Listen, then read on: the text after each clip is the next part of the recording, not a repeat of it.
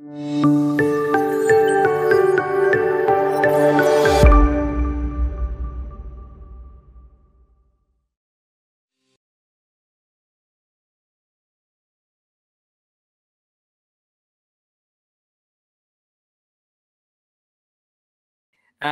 ini kalau kita ngomong tantangan umum memulai budaya inovasi nih, ya kan? Kalau kita tengok nih apa tantangan atau kendala dalam memulai inovasi. Nah ini beberapa tantangan yang tertangkap atau yang saya dengar nih saat saya ngobrol dengan karyawan, kemudian juga ketemu sama kolega-kolega yang memimpin perusahaan, dan mereka juga nanya dan juga merasakan bagaimana memulai inovasi, ya. Ini tantangan-tantangan umum yang terdengar, yang sering muncul ya di dalam lingkup perusahaan ketika memulai budaya inovasi. Ada yang bilang bingung antara continuous improvement dan innovation.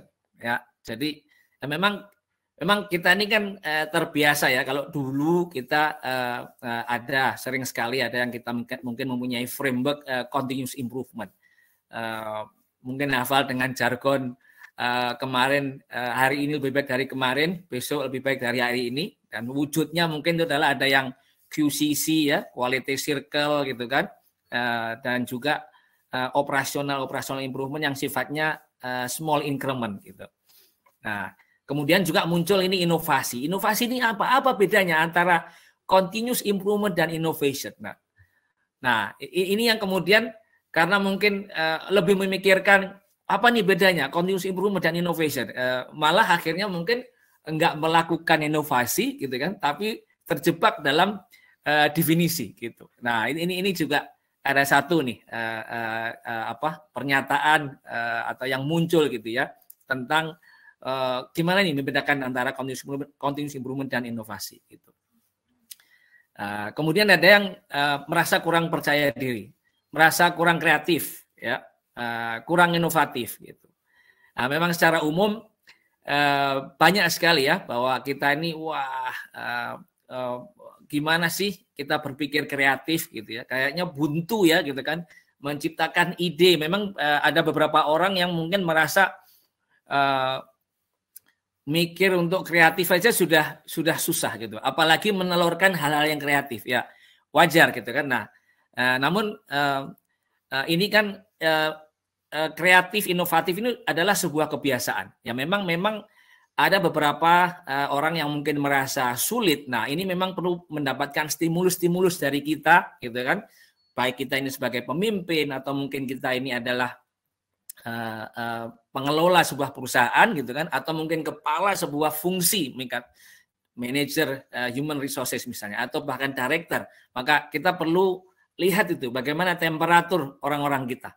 Bagaimana karyawan kita, bagaimana kondisi mereka, bagaimana confident level mereka untuk melakukan tindakan atau perilaku kreatif nih gitu. Nah, ini memang terkadang memang perlu stimulus ya yang perlu diberikan oleh atau disupport oleh institusi atau organisasi.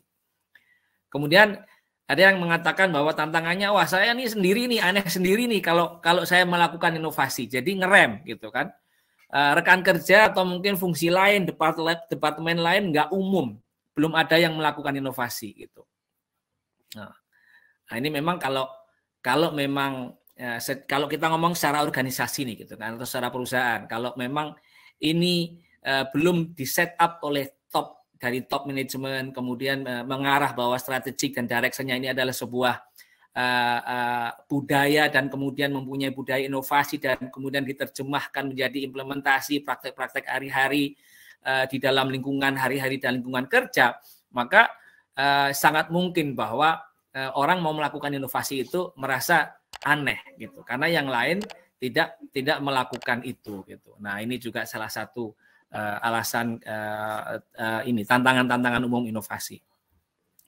Kemudian juga ini atasan tidak memberikan arahan gitu kan atau bahkan atasan tidak memberikan support ya karena mungkin ada sebagian perusahaan yang memang belum fokus gitu kan mengarahkan kepada budaya inovasi atau kebiasaan inovasi gitu.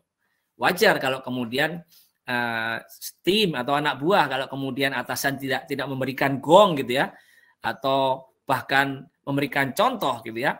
maka mereka akan melakukannya itu juga maju mundur ya enggak ya gini. Aneh sendiri enggak ya, diterima enggak ya saya ini gitu kan gitu. Itu.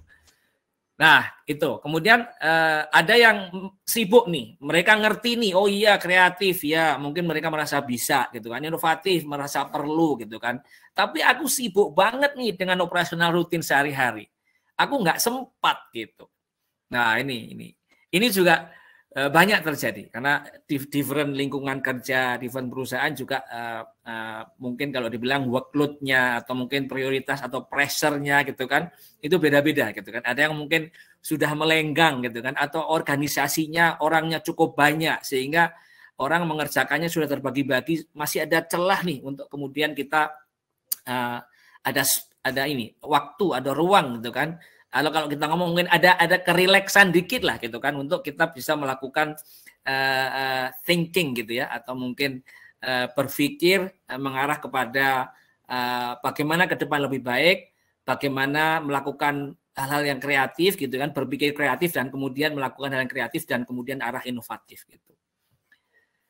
Kemudian yang berikutnya adalah nggak ngerti caranya. Nah ini nggak ngerti caranya. Ini juga aku mau melakukan inovasi, ngerti sih, ya penting sih gitu kan. Memang ini memang kalau nggak inovasi kita bakal mati nih. Dan saya merasa perlu nih. Dan saya memang saya sendiri secara individu juga pengen menjadi insan kreatif inovatif. Perusahaan juga akan menerima manfaatnya jika dilakukan itu.